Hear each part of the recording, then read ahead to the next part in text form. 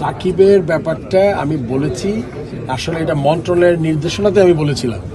মন্ত্রণালয় যখন বলেছে, কিন্তু আমার আগে কিন্তু অ্যানাউন্স করেছিল আমাদের যে স্পোর্টস অ্যাডভাইজার আছেন, সে বলছেন সাকিব খেলবে, দেখবে গভর্নমেন্ট তার যে ব্যাপারটা সমস্যা সেটা দেখবে।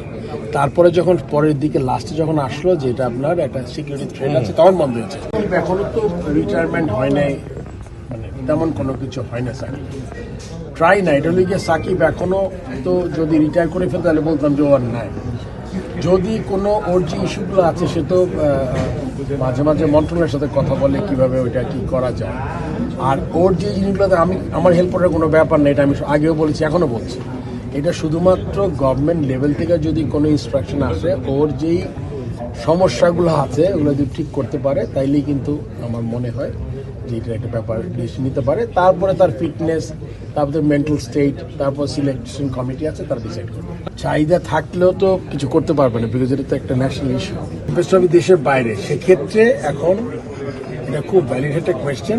এই জিনিসটা আমার মনে হয় যে এই বিপিএল এর মাঝেই সিলেক্টর সেল বসে আমাদের ডিসিশন নেওয়া দরকার।